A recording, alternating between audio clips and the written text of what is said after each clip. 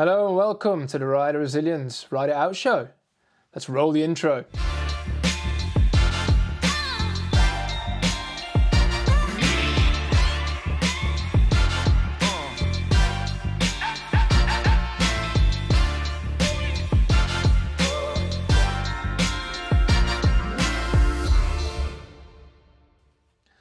So this is the first show of what we hope to become a long series of episodes where we aim to inspire people from all walks of life to really pick up the bike and to find that kind of bike's healing power, for when life isn't too rosy, and to find out how bikes can really have healing powers so they can go out and regain that tonic of life.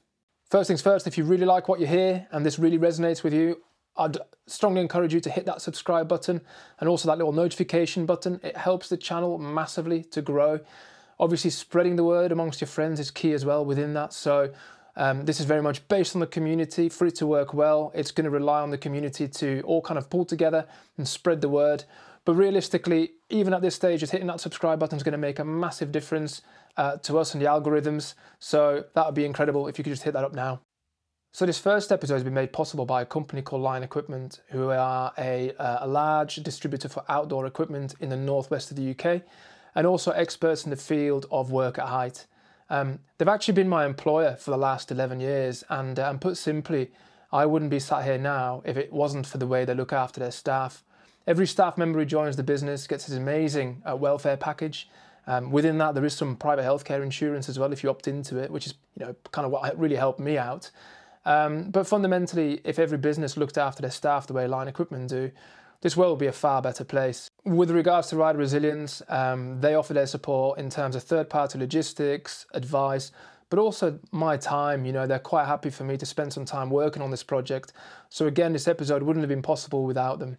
Now, if you want to find out a little bit more about Lyon, who they are and what they stand for, I'll put some links in the description to some of their heritage, some of what they do, and just a link to their homepage as well.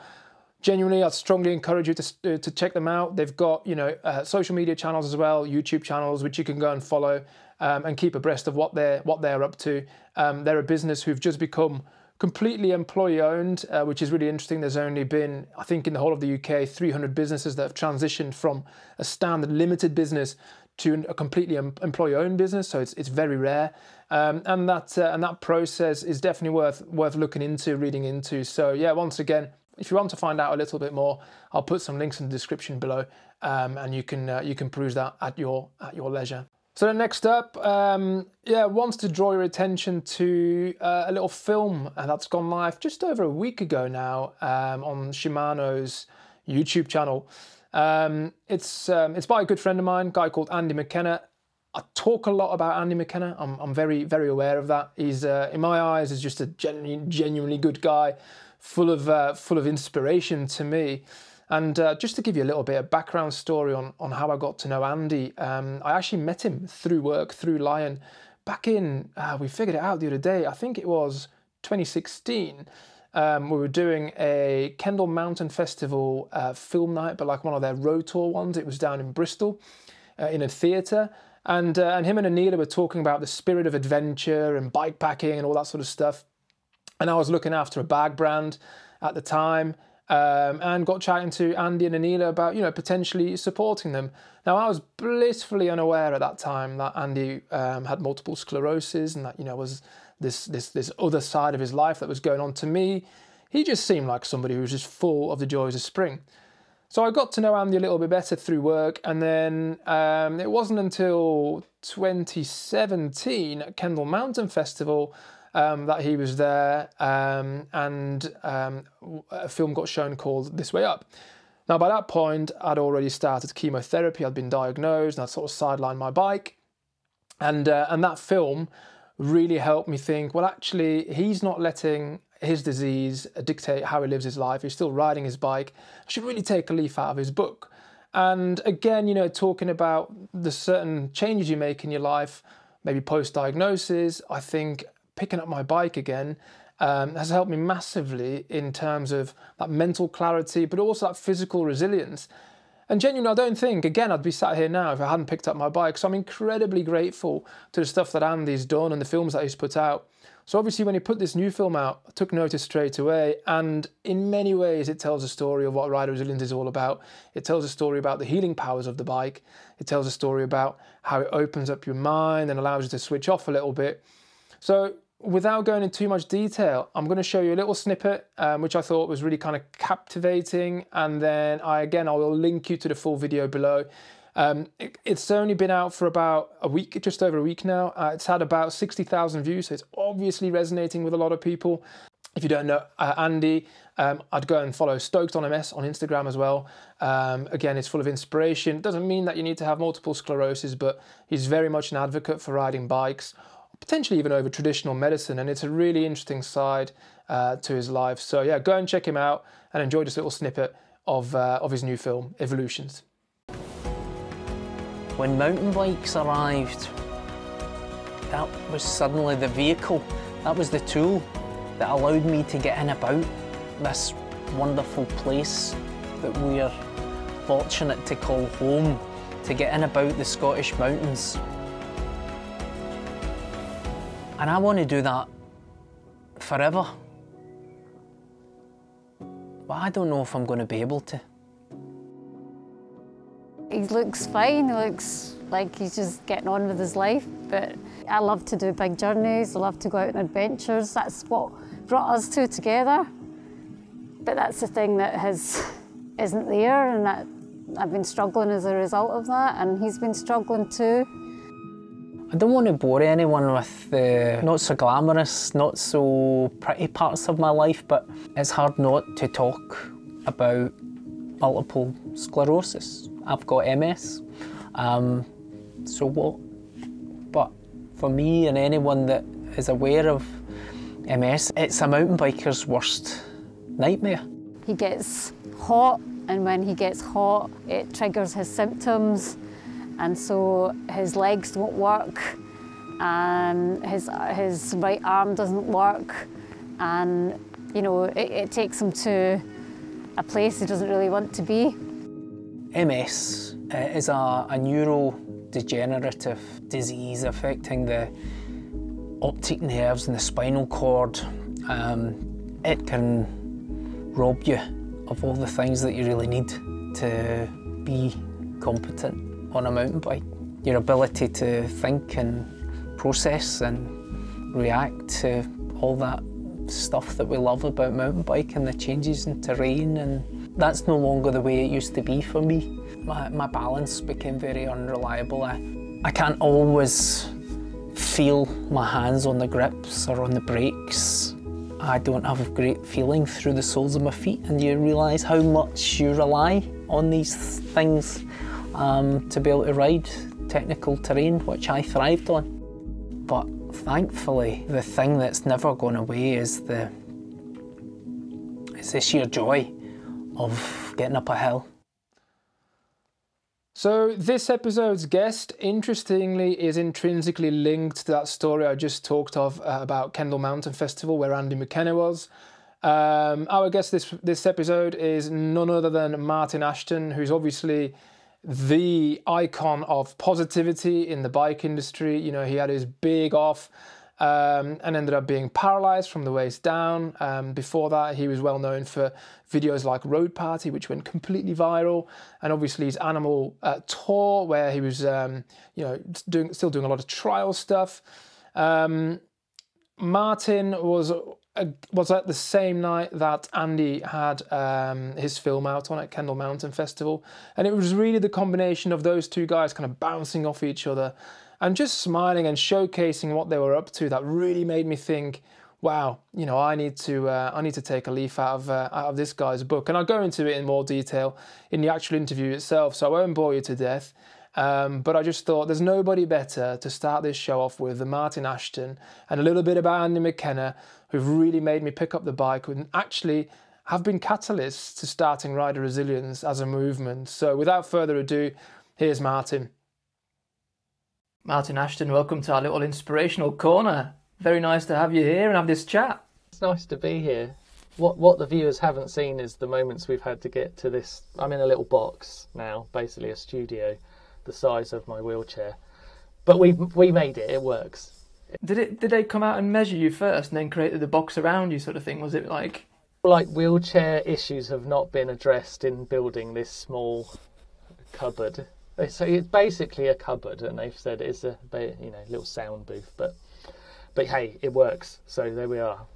It's great to be here. I'm really, really pleased to have a chat. It's good fun. Thank you for your time. To a lot of people in the bike world, you obviously need very little in the way of introduction, but I kind of wanted to introduce you and to frame this conversation because, winding back a little bit to 2017, you were at Kendal Mountain Festival together with a guy called Andy McKenna, and you'd obviously you'd just been to Whistler and you'd been riding a bike which had been converted for your disability, which we'll go into in a little bit of detail in a second. And you were absolutely beaming. You could just see the joy dripping off your face. It was incredible. And then you had Andy McKenna, who, was carrying on riding through all the kind of dark times of multiple sclerosis and the issues that had. And I just started chemotherapy at the time. I'd been told, you've got 5 years left to live. My little boy had just been born. I'd spent some time in hospital with side effects. And I basically parked my bike until I went to Kendal Mountain Festival, the bike night there. And I came away thinking, man, these guys, they don't let, their disability dictate how they're going to live their lives, and they're just carrying on. And I took a leaf out of your book, and without wanting to sort of blow too much smoke up your backside, genuinely, it's been a massive catalyst to me picking up my bike, getting out and riding. And frankly, I sometimes wonder if I'd still be sat here if it wasn't for the bike. So you being one of the first people to join me on this this journey that we're on with Rider Resilience is absolutely huge to me, and I can't thank you enough. Yeah, that's great to hear. Having said all that, there may well be some people who don't know your background story. So I'll leave it up to you to describe, where you've come from and what the adversities that you've faced since 2013. Okay. Well, I was a professional mountain bike rider for a long time. I'd started riding in the 1990s when mountain biking was first sort of blossoming, and was really fortunate to have a full and very exciting professional riding career for 25 years before I had my accident, which is longer than lots of people get in just a full career. So I'd had a really amazing riding career. I was a trials rider, so I used to do lots of stunt shows for my sponsors, live stunt shows, and lots of videos once YouTube came about, and before that, magazine features. And it was awesome, but at one of my stunt shows I had a crash. It went wrong. I had a really awkward fall, and the resulting injury from that fall was a complete paralysis from the waist down, roughly, without going into technical bits of it. I basically smashed myself up. I basically just folded myself in half, and it dislocated my spine, basically. And the spinal cord doesn't repair. It's the one part of our body that doesn't repair. So it's a permanent injury. It doesn't get better. There is no cure. There is no fix for it. And it can be a lot more complicated than that, because you can have less, in some respects, less of an injury, so an incomplete injury.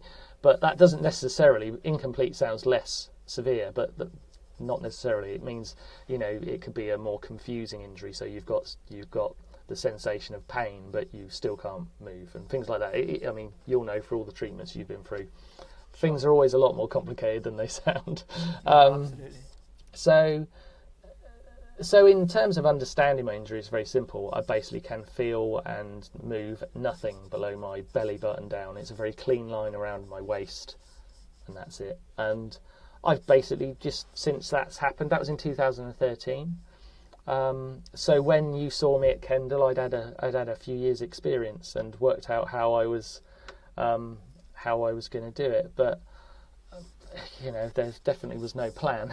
I didn't have a plan. I'm sure when you had the news about your diagnosis, it is just a shock to the system that you're not really designed to take. And I guess a similar thing. Just had this.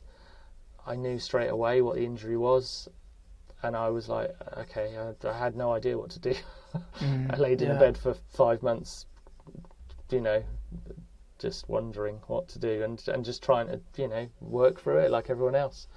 I feel like one of the first points I'd make is that I haven't seen anyone yet. I'm yet to come across someone who is being faced with adversity, and I thought, well, they're not trying very hard. I haven't seen it. That's brilliant. I have just not met that person. They may exist, but there's something in the human spirit that is hard to define, that is absolutely unwilling to give up. There's another part that will give up, but there is definitely something else that sits there going, not having it. And I saw it, every single person I was in hospital with. I was on a ward of 25 people who had the same problem I had, and none of them weren't trying. They were all trying their absolute hardest, and we can all do that in different ways. So I feel like the message you got from me and you got from Andy, if you hadn't got it from us, you were going to get it. So I sort of am pleased you heard it from me. That's nice for my ego.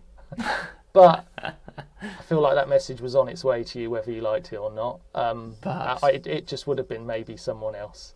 So who knows? But I'm glad to take it. Well, it's interesting. It's interesting you mention it, because one of my questions to you was going to be, obviously you are effectively, certainly in the bike world, you're very much a symbol for positivity, for resilience, for kind of being able to bounce back. And my question was, do you think that positivity is nature or nurture? And you're saying really it's nature to a large extent, that everyone's kind of got it ingrained in their DNA, and you've just got to unravel it and find it. Well, I think, it's tricky. I mean, I'm not always positive. One of the things I think with social media and videos and things like that is that obviously you get a great version of people all the time, because who makes a video about being miserable? But I have really difficult times. I've suffered with depression since my accident, and I've had to go through that, and go to counselling and just try and understand it. And I've grown through that, and I'm much more capable now than I was.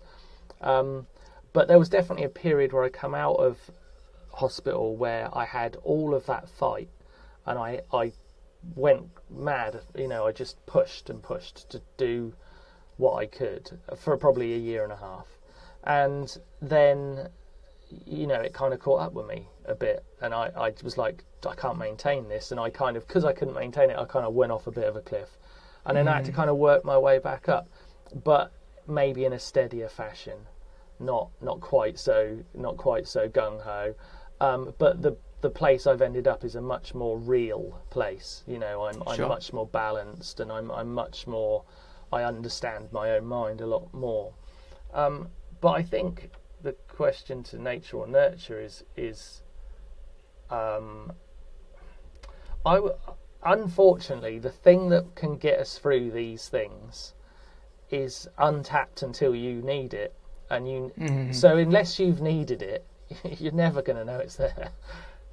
But when something terrible happens, whether you like it or not, there's this thing going, I don't accept these terms, and it wells up, and it manifests in lots of different ways. Sometimes it's mine's a very like, fucking, let's go for it, let's see what we can get out of this is going to be hilarious. And I see comedy in everything. Terrible, and people would tell you in the office in GMBN, I see comedy in places you shouldn't see it. I find everything funny, but that's me. And I guess other people do it in other ways. They're very determined, or they're very focused, and and again, I'm sure you'd have what it's brought out in you, but it brings something out in you, and it definitely, or it emphasises what you've got. I don't know what it is, but it's there. And who knows what that is, your soul or your spirit or God, or I don't know what you'd call it.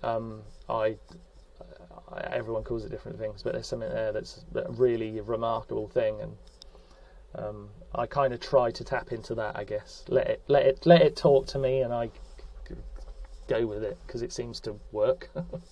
Did you find that you surprised yourself, like post-diagnosis, like with the amount of positivity that you had in you? Like, I mean, personally, from my experience, there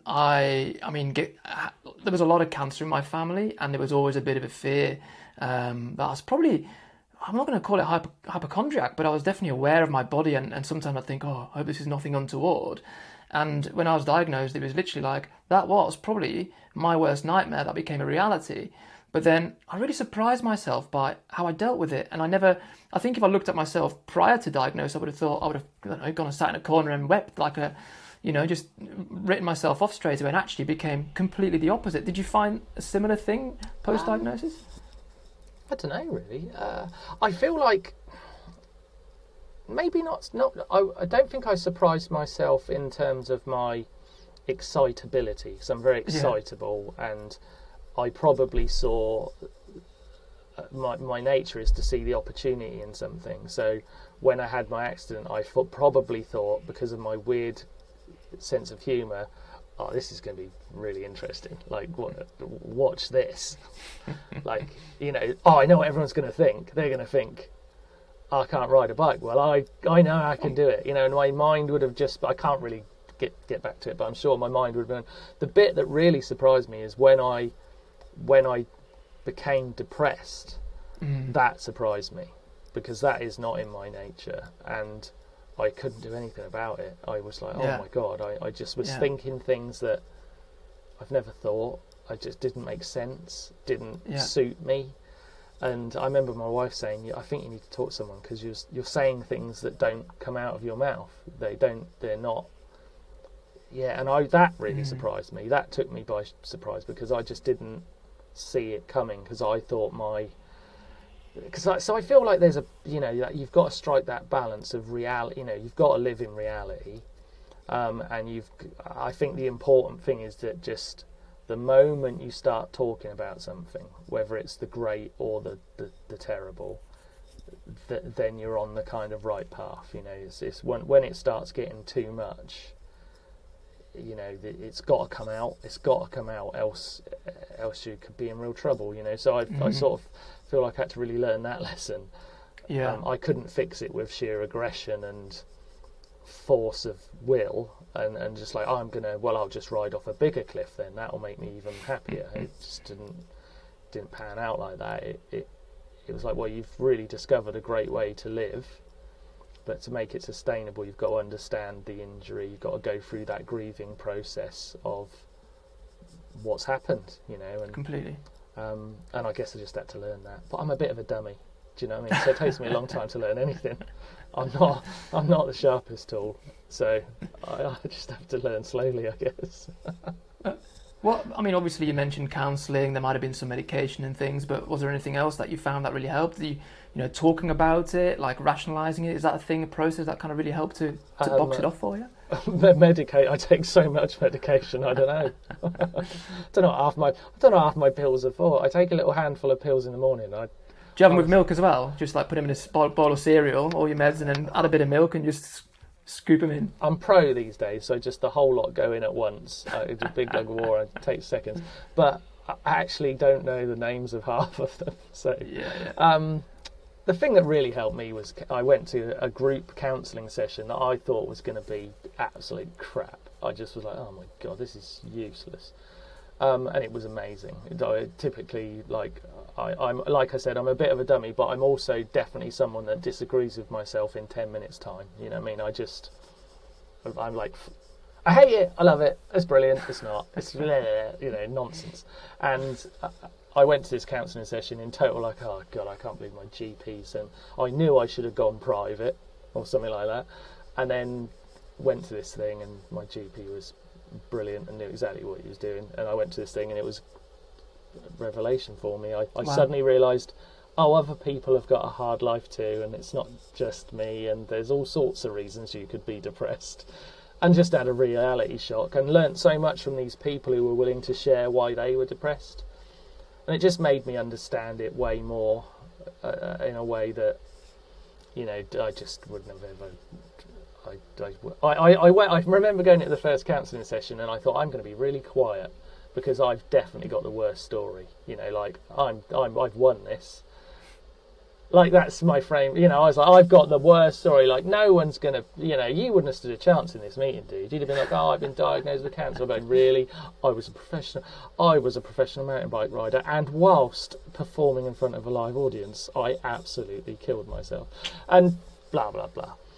And actually, what I turned out realising was a little old lady can have 2 barking dogs, and those 2 barking dogs can be such a problem for her neighbours that they hate her, and it makes her depressed.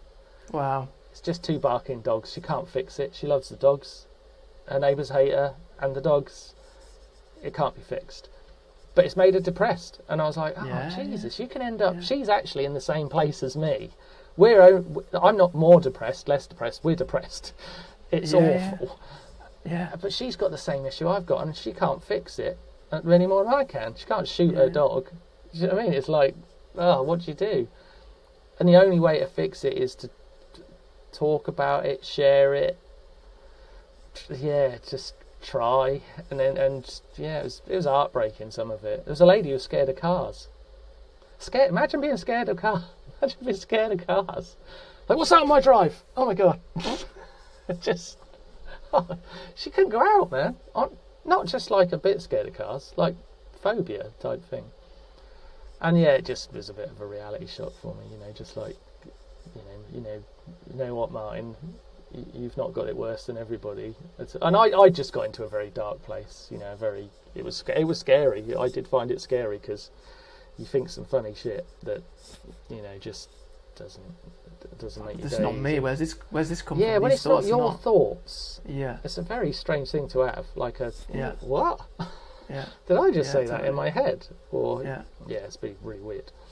I mean, obviously, the depression side of things sounds like one of the biggest lows post accident. But then, what would you say has been like your biggest high? I mean, for starters, has there been like a particular journey you've been on, or something that you've done where you think, actually, that's such an incredible memory, which might have even been shaped by your accident and made it better in some way? I've had so many like just amazing moments, like gifts of moments since my accident. It's hard to pick one, really. I've had a lot. I've been so lucky. I really have been lucky as well. That is something I should definitely acknowledge, is that I've had an awful lot of fortune that has just made my experience incredible. Sometimes it would be hard to, if someone said you could go back and change it, or some things have happened in my time since that I'd be like, well, then I wouldn't have that, so yeah, some things are real precious, I mean, there's riding experiences for sure, like the bike has been a constant. I love bikes, like all of us do, and that's just been the great constant for me, is that I can always go, God, but I want to get on my bike. And then, like you've said so many times in your posts on social media and on your website, that getting out there really does make a difference. And it's not necessarily easy to do it. Like, it can feel like, what is the point? Yeah. But it's afterwards you'll be like, God, my soul needed that. It needed that time, it needed that air, and it just, whatever it is, I don't understand it, but it makes me feel better. So I've had incredible riding moments in some incredible places. So yeah, definitely a lot, the riding for sure. A lot of just like people, being really supportive. That's really touching, when people really do reach out and help you. Yeah. I've got some incredible friends at work that are just very understanding, and they appreciate or put up with my humour, which can be tiresome, I guess. I don't know. I wouldn't like to meet me. I think it'd be brilliant. Yeah, no, it's good to not take yourself too seriously and see a funny side and everything. But I definitely don't take myself too seriously. I think I know that there is. I don't know if you've got this, but I've got a me in me that does take himself very seriously, but I don't like him. Purge him out of the way. Do you know what I mean? I'm like, I don't like him. I think he's an idiot. And sometimes he comes out, but I like to smash him down with some reality, with some like sort of realism, because. Yeah, he takes some. I don't want to be too serious. Not really. Going back to riding bikes, then, I mean, obviously, currently, am I right in thinking you're mainly riding on the Bowhead bike? Is that your kind of main bike of choice at the moment?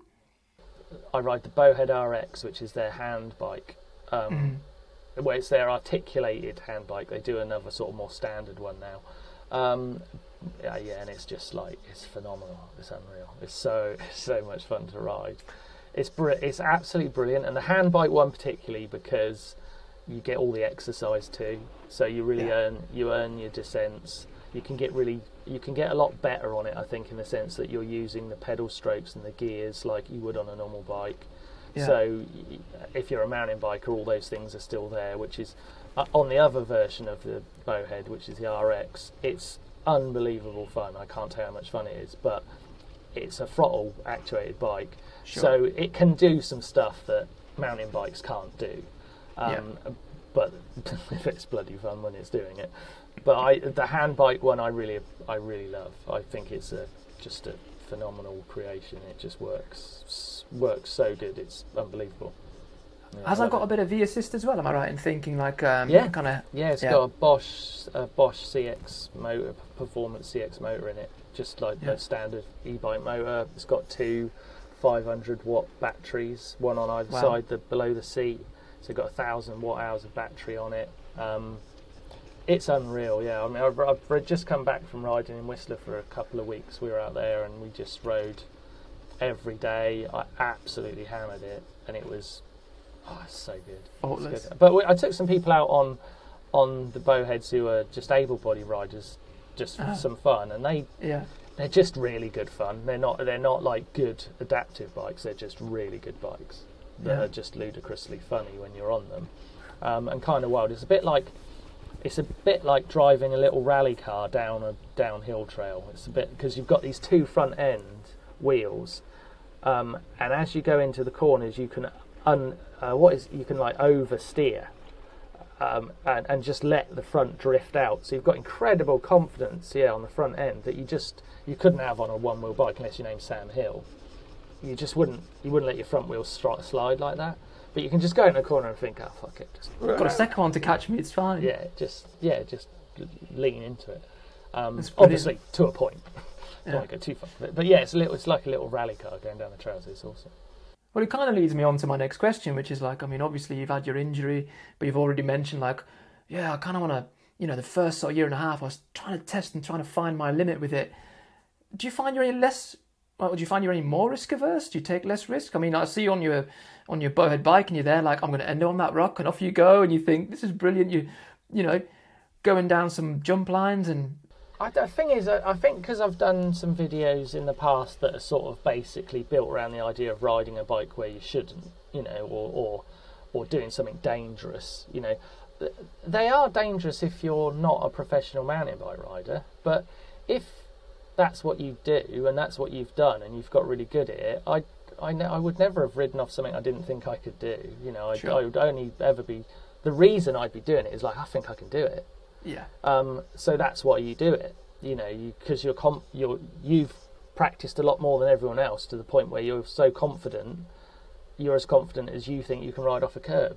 It's I think I could do it, and I'm like, well, I think I can jump off that 5 metre ledge. And sometimes I'm right, sometimes I'm wrong, I guess. But I was thinking really sure I could do it, and understanding what the danger is, I guess. If you're riding over a bridge that's 90 feet up, and if you ride off the edge you certainly die, then don't ride over it unless you're absolutely sure you can do it, because that measurement isn't going to change. You will die. Of course. So it doesn't matter how much you practice for that. So I've only really ever done stuff I thought I could do.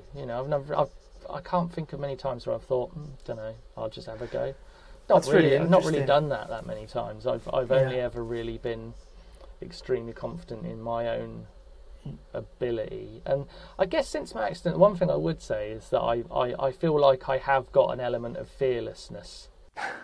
What, since the accident? You're like, well, sod it. I sort of feel like I've seen. How do I explain it? Yeah, I sort of feel like I've been through a process of grieving for me a bit. Sure. I don't know, as I see it as something like a bit of a death of me. Like Martyn, before my accident's gone, I sort of feel like I've seen online an outpouring of love and affection for a Martyn I knew. I've sort of seen the death of this guy, It's just like, oh wow, everyone was so, and I sort of feel like, like, oh, amazing. What more could you want? You know, like, made a nice impact, and people seem to have liked me, and okay, well, and I get to carry on a little bit. So I sort of, but I don't feel scared of the things maybe I would have been before, because I feel very free. You know, free. Maybe not fearless, free. You know, just like, I've got a very open mind to, like, well, if something comes my way, then I'll probably have a go, you know. My brother was asking me recently what it's like. He's being very like, what's it like, though, when you can't feel your legs? What's that like? And I was like, well, I don't know. It's like... And he was sort of annoying me a little bit, because you know what brothers are like. And I was like, well, I don't know. I'd say...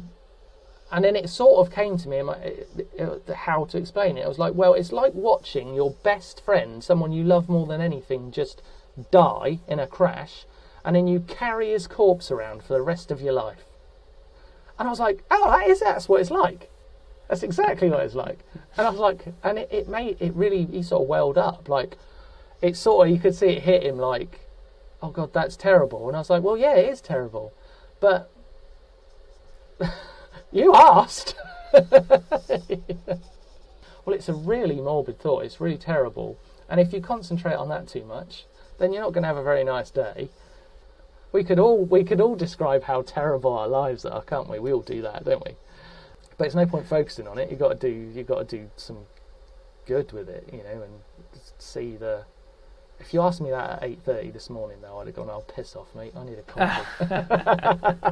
We're a bit more ripe for it now. Yeah, totally. I've had a coffee now, so I'm buzzing. No, but it's interesting what you say about the whole risk thing, because, like, I'm convinced, like, people like in hospital, like the kind of the care team there, they're like, "Are you still riding bikes?" I'm like, "Yeah, still riding bikes." Yeah. But I'm convinced they think that mountain biking basically means like going for a spin along a canal towpath or something, you know, watch out for the cobbles. Yeah. And then you show them pictures and they're just like, oh, what's this that you're doing? You're sort of like, well, yeah, I mean, I'm doing what I used to do. And in my head, when I'm pedaling up, I'm like, I'm going to take it easy. But when the descent starts, it's really hard to rein it back, because you know your ability, like you're saying. You're like, I can do that. I can go off this. I can do that. And yeah, I've got couple of bits of bowel sticking out of my body, and I've got, you know, things which are actually pretty serious if I were to damage them. But you find this this ability to switch that part off and be like, well, actually, I'll take the endorphins, thank you very much, and I'll take that kind of the kind of good feeling of all of this, and not worry too much about all of that. So yeah, I mean, see, it's interesting you say, like, what you watching Andy and myself a thing inspired you to go and ride. But equally, when I'm hearing what you're going through, I'm thinking, God, I need to try harder. Like, I need to do... Because I think there's, you know, it's so easy to get lost in your own world. But when you see someone else trying really hard, it is inspiring. You know, it's like, I'm certainly as inspired by you as you've ever been by me. And I feel like, God, would I be able to do that? Because I don't know, do I? I don't know. I actually think, because of what I've been through, probably. I agree. Because I sort of understand it. I'm like, and something came out in me I didn't know was there. And I guess what I would argue is that happens. But you can't know it until it happens, you know, because you can't tap into that until it's needed, whatever that thing is. And I feel like, yeah, I'm in the same position. I'm like, God, I just, you know, reading your story, thinking about the things that you're having to quietly kind of put up with in terms of stoma bags and things like that, stuff that people, it's very hard to appreciate why that would be an issue in your day until you've got one. And it can devastate your day, because it's like, it's actually a really hard thing to manage. It's weird. It's, you know, that sort of stuff. You know, no one ever gets to thankfully appreciate how frustrating and nightmarish that stuff can be, and how actually it's the quiet things, the more personal things, can sometimes be the things that stop you being able to do something, because people can't really appreciate what a nightmare that can be, you know. And they're not easy things to... I mean, that's just one of the things, but I'm sure there's 100. No, but you nail it, and it's also one of those things that's just it's not visible to anyone, is it? So they look at you from the outside and they go, "Oh, it looks great, doesn't he? It looks fit, it looks in good nick." And then you've got the issue of like now with, effectively I've got a very short bowel, like even just hydration. Like I can't drink plain water because it just washes everything out. So I've got to take copious amounts of codeine and like effectively Imodium every day just to try to slow it down. Drink like hydration salts instead. Double dose, which is like it's like drinking Ribena, but rather than adding water, you add sea salt. You add like seawater to it, and that takes a while to get used to. It works well, but it's far from pleasant.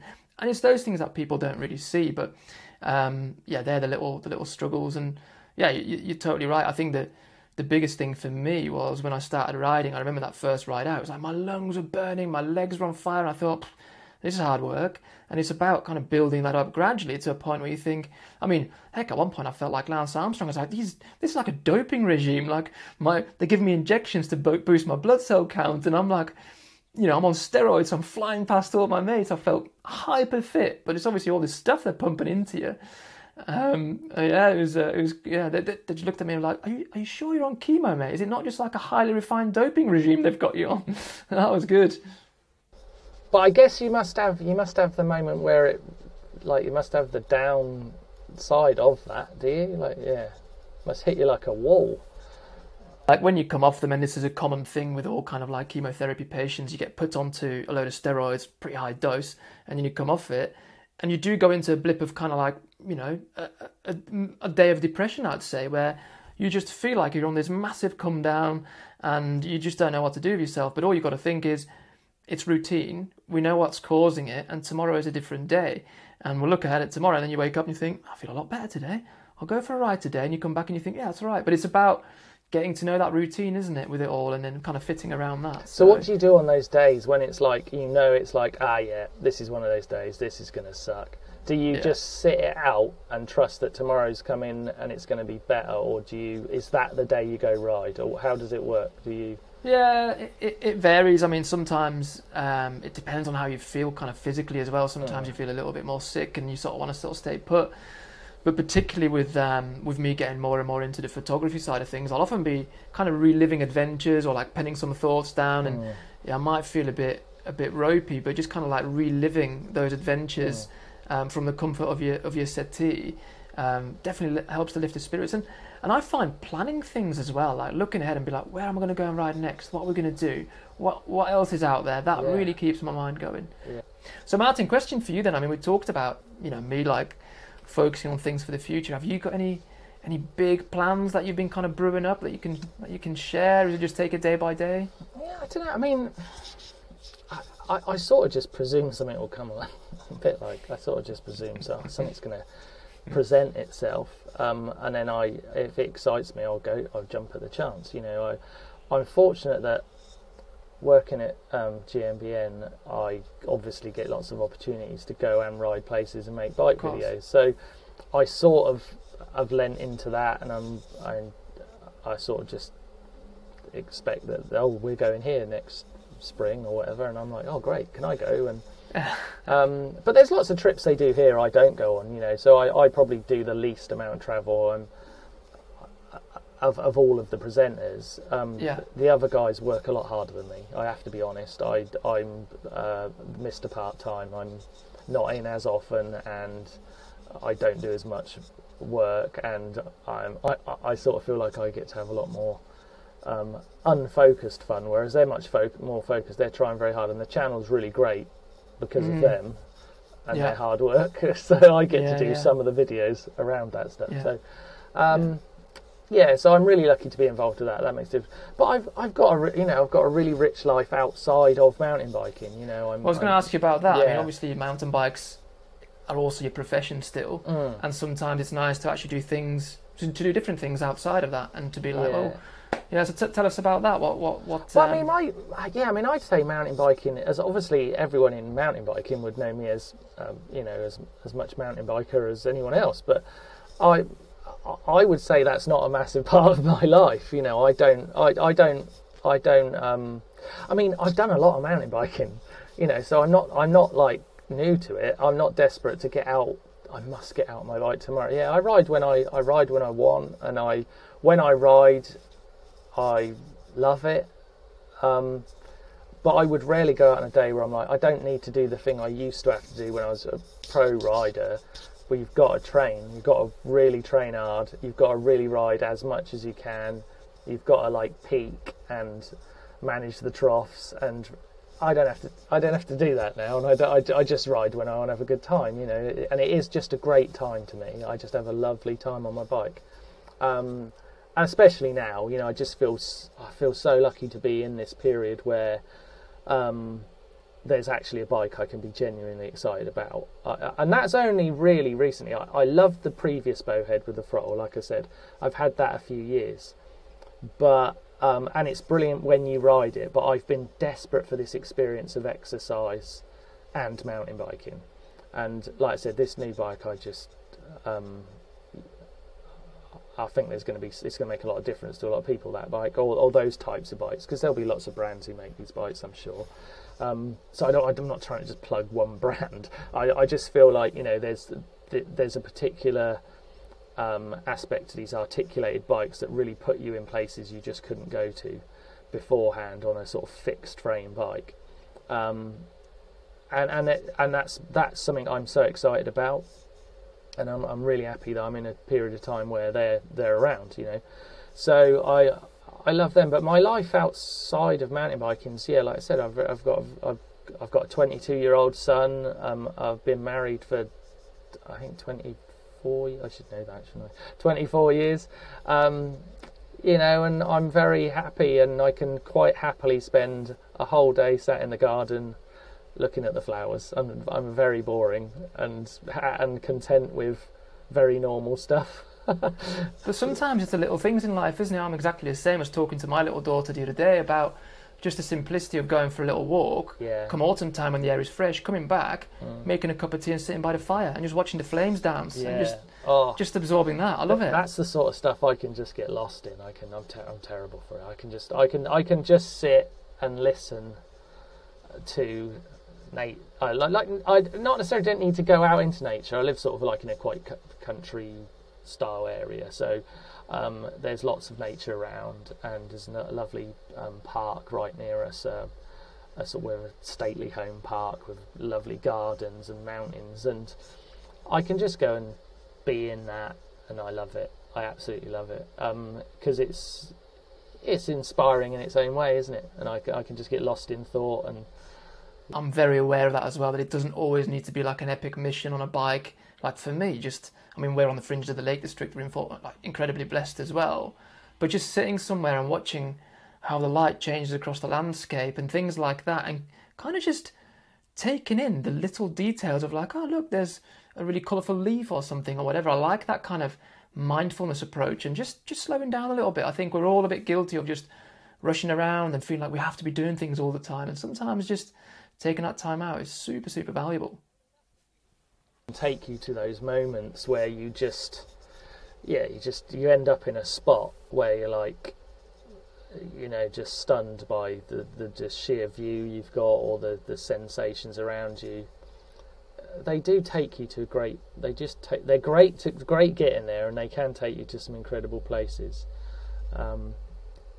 So that's one of the greatest things. I mean, one of my favourite things to do if I am going on a ride is I just climb up. There's a mountain right near me, and I'll climb up it. It's not massive, but I'll go up that, and then the view from the top of it is worth it. You know, you get up there and it's like, oh, it's epic up here, and you feel like, you know, you've hiked your way up this climb, and you're feeling pretty chuffed with yourself and physically depleted, and then you've got this stunning view at the top, and it makes a difference. Yeah, it makes you feel really alive, and really sort of, it was all worth it. And then you've got the down, and you've got all the down to come.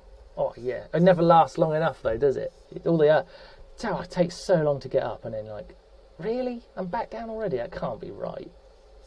Again, slowing that down is really key, isn't it? I know it's hard because you're just in that moment and you're really enjoying it, but sort of slowing down and like, you know, just breaking up that descent and making that last a bit longer is great. Oh, you can miss it for sure. You can definitely, oh God, I dread to think the moments I've missed.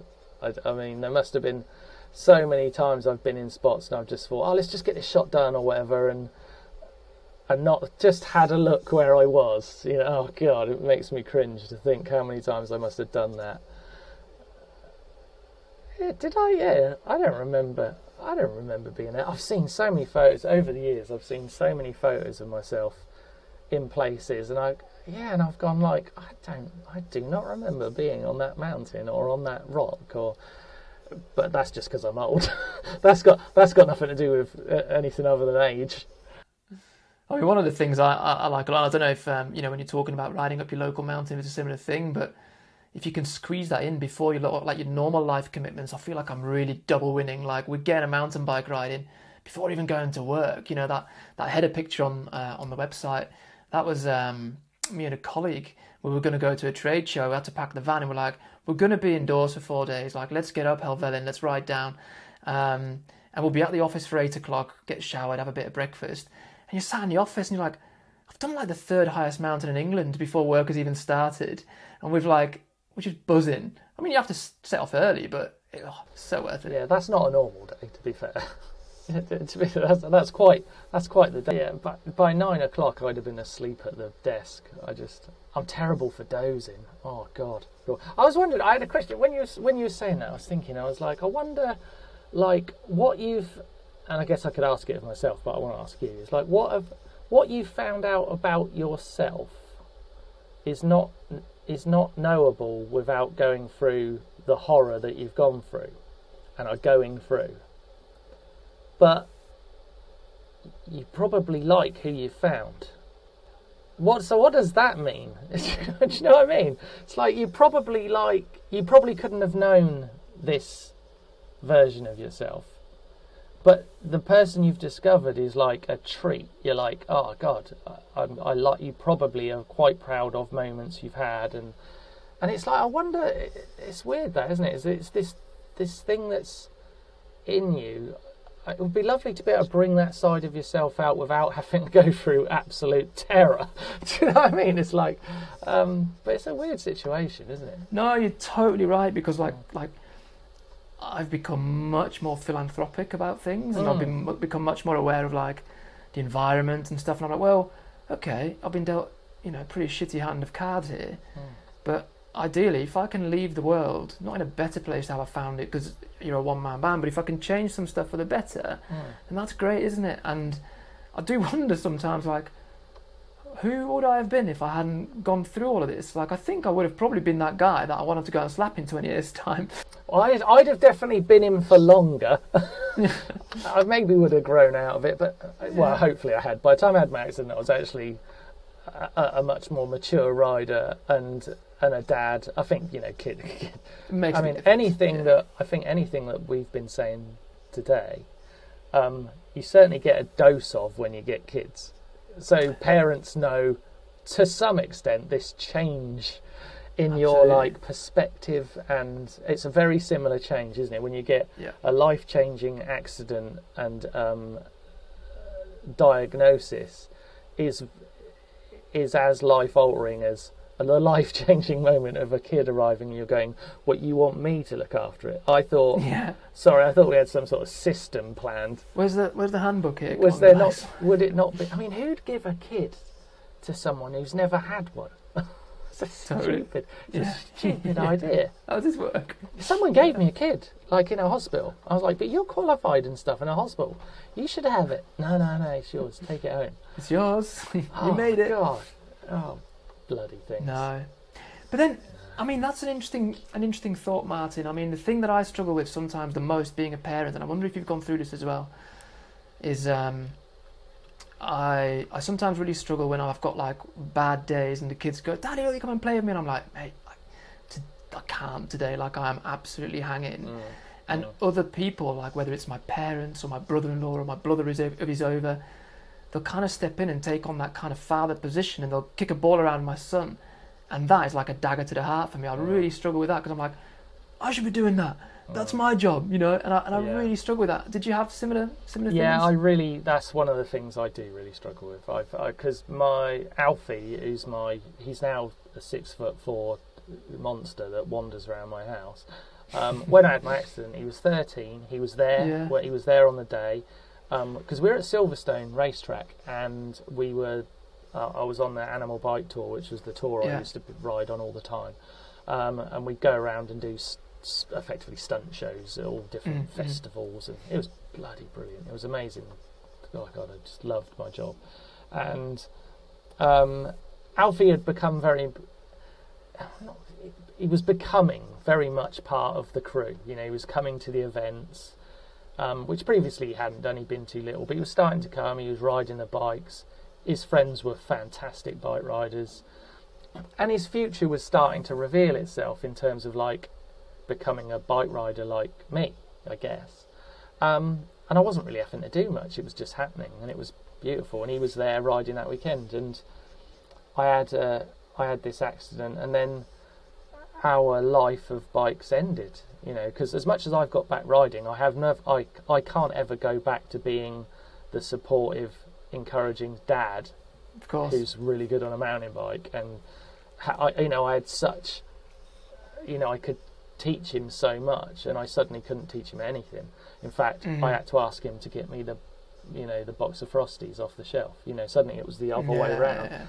And I'm desperately guilty. I'm full of guilt for how I changed Lisa's life and Alfie's life. That's just true. I can't get rid of it. I know, because I did it. I didn't mean to do it, but I did do it. I chose, and I had opportunities as well. I look back and go, God, I was offered a job to stop doing the show the year before, and I just couldn't stop. I couldn't stop it. I loved my job, and I was an old rider. I was past it, but I could do enough to really enjoy the show. The show was good enough that I had a role on it that was important, and I just couldn't stop, and I don't think I maybe wasn't ever gonna stop. Maybe this is just I don't know. There's all sorts of ways you can look at sort of like destiny and things like that. I think about things like, well, would I always? It's quite fun to think about other alternate universes. Sliding doors. Do I always end up in a wheelchair, no matter what? Yeah. Does it always oh man, no matter what I do, I always end up in that wheelchair? Yeah. That's quite a fun way to think. But I am full of guilt, and that's just true. That's just something it's like when you lose someone, the grief doesn't go away. You just learn to understand it, and eventually, as time goes on, the grief becomes something you cherish because it's the proof of how much you love someone. It's what defines it, and I've sort of, that's, I guess, over time is happening with that guilt I have, is that I can look back and go, what an incredible period of my life I had, that I feel so much pain now that I lost it because it was so incredible. And I'm getting enough distance to go to use it as a blessing rather than being locked in this. What have I done? I've ruined it, because you could drive yourself mad with that stuff, and at points I have, I guess. I have, but hey, life's not easy, eh? Life's certainly not easy, and I totally share what you're saying, because me and Laura, my wife, we've been together for 12 years, but I've 5 years of that, I've obviously been or become a different person, and we've got 2 young children that were born during that period or around just before that kind of episode started, and I have that feeling of guilt as well, where you think, she didn't sign up for this. We should be at the prime time of our lives, and I'm like, well, I can't eat that, we can't do this. Sometimes I'm there visibly in pain, trying to hide it from the kids. We do try to stick with normality as much as possible, and just the kids are pretty much blissfully unaware, but obviously Laura isn't, and physically and mentally I'm a different person to who I was. I was probably a lot more like Martyn Ashton, just seeing the fun side of everything and being a bit of a comedian, and now I think actually there's a bit of a cloud on one side of my brain all the time that kind of dampens that down, and I'm a little bit more like today. Some things you can't, it doesn't matter how many ways you tell it, some things can't be told there isn't comedy in some of it, there isn't brilliance, but there is it's very hard to appreciate it in the moment, I think, but there's something that the pain is the evidence of how important something is sometimes, and that's a wonderful thing, but maybe not to be appreciated in the moment. You know, it's a thing you need distance from. Martyn, thank you so much for your time. It's been an absolute pleasure. If you are coming to Kendal, yes, let's let have me a know. beer. Yes, let's have a beer. Let's have a beer. Let's have a a hug. Let's have a cocktail. A high five, the lot, whatever. Okay, so I hope you found some of that stuff really inspirational. I mean, I particularly enjoyed that interview. It was actually ended up being way longer than the actual interview that you just saw now. But we went on to various tangents, and you know, it's just a really, really interesting character. So I massively, massively enjoyed my time just talking to him, and in many ways we were so connected. I mean, you know, one of the things which was bizarre is that we're both on this this nerve painkiller effectively called pregabalin, and you know, we're on it for different reasons obviously, but it has the same effect. And you know, he was describing the scene where he was just eating whatever painkillers get thrown at him, and you know, turning into a bit of a pro painkiller eater, and not really knowing anything about them. And at one point he says to his wife, well, I feel like I'm really detached from reality, and I feel like this and I feel like that. And his wife just brought out the label and read out the side effects, and it was like he was reading out who Martyn Ashton was. And the funny thing is, I went through the exact same experience where with that drug, I was like a shell over on the left-hand side and my soul was on the right, and they just weren't meshing together. And it's not until you then start reading the instructions that you go, oh, okay, I get it now. This is kind of why that was. So yeah, in many ways, we were very, very connected. And I'm actually travelling down to Bath on Wednesday to go and meet him. So I'm really looking forward to kind of advancing that conversation. And yeah, hopefully he can be more involved with the rider resilience movement going forward as well, because he's just an all-round top guy. Some news then in terms of where rider resilience is going. A week today, so that'll be Friday. Let me just get this right. That will be Friday, the 28th of October. We're hopefully going to go live with the web shop, and actually we're going to go live with rider resilience properly, because the launch so far was probably a little bit premature in a way. You know, the website went live, it didn't have a donate button, it didn't really have anything anywhere to go. There was just my story and what we were setting out to do. So we're going to do a proper press release to the media. We're going to have the web shop live. Obviously this YouTube channel has now started, which is great. People can go to that. Not everything will be available straight away on the web shop, unfortunately. There's going to be some stuff which will be a little bit later, but we're hoping that there's going to be a pre-order functionality. So even if something is not in stock, you can hit pre-order, and as soon as it comes in, we'll get it shipped out. Now, do bear with us. I'm expecting a little bit of demand initially, because there's a lot of people asking for this merch, and it's really just me and the wife getting it out. So we'll do our best, but we've still got a young family to feed as well. Not, you know, in terms of financially, but in terms of actually the action of feeding the kids. So it might take us a couple of days to get stuff out. We'll get it to you as soon as possible. Please do share it when it arrives on social media. Again, it helps us massively. It's those little things that really make the channel, not just the channel, sorry, but the whole movement grow where we want it to be. And that would be absolutely huge. But in any case, if you do buy anything, I'm already hugely appreciative for any investment you make with your own money. So thank you very much in advance.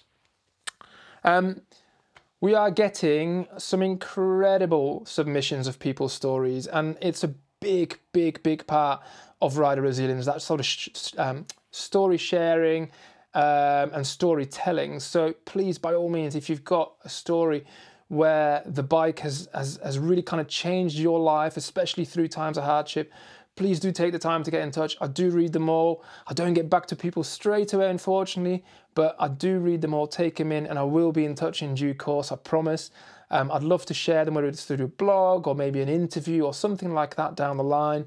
They're all equally strong, and it just means a lot. It gives me instant gratification when I see that people have been inspired enough by what I've been through and I'm going through to share their story with me. So we've also added a little bit more information to the website in terms of, you know, funding pathways. So if people want to know where any money goes that's been raised, it's a little bit clearer now.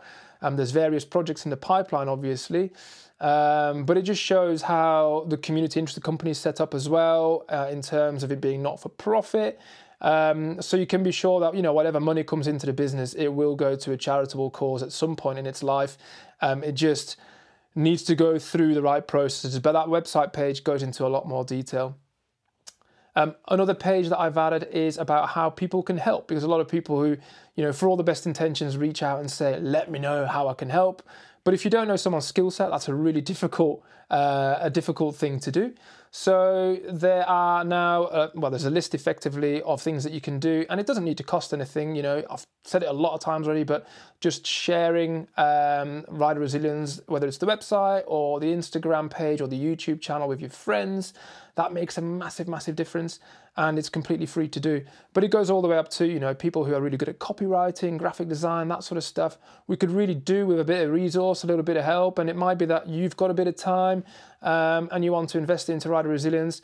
Please do get in touch. I'll be incredibly grateful for some of that work you can deliver. And as we progress, I mean, I'd love to do lots of this sort of stuff myself and going out and doing interviews with people, but I'm going to be reliant on a lot of freelance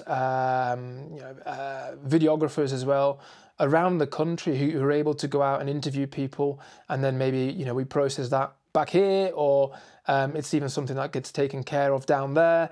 But just to be able to spread the message or share people's stories from all around UK and, you know, potentially all around the world with as many people as possible. So yeah, if you've got creative skills, please do get in touch. But again, that page gives you more information, and I'll put a link to that page in the description below.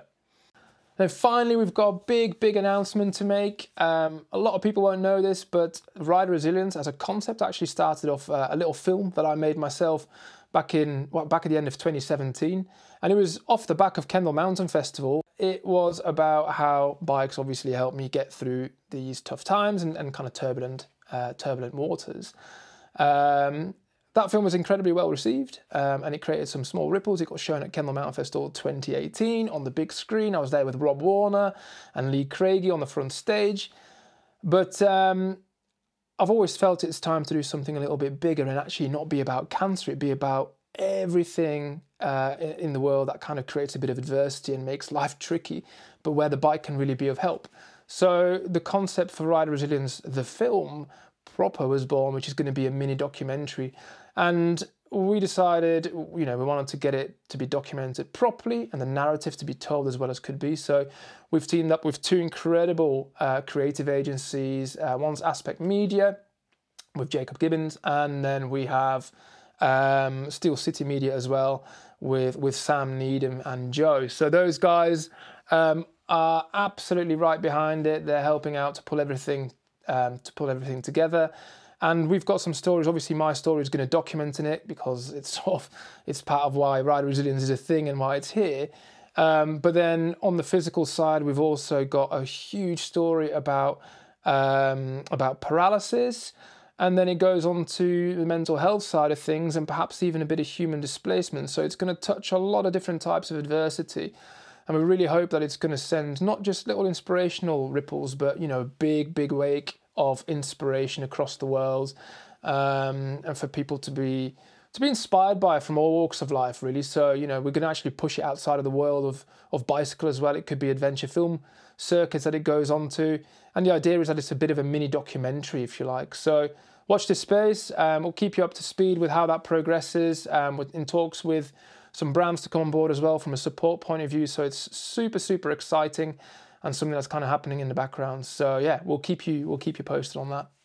One thing I should say on that actually is that, all being well, we will aim to premiere it at some point in spring 23. So we'll aim to finish it by kind of early 23, and then the premiere will hopefully follow at some point in spring 23, all things being well. So that's it for episode 1. I really hope you enjoyed the format, the concept, the content. Now, if you do, again, hit that subscribe button, hit the notification button as well. Spread the word with your friends. I feel like I'm a broken record, keep saying the same thing. But again, it's of benefit to the channel. It'll help with those algorithms, and it will just help us do more quickly, which is, you know, obviously an important thing when we're just sort of starting out. Yeah, thanks for watching. Thanks for sharing, and we look forward to seeing you next time. Take care.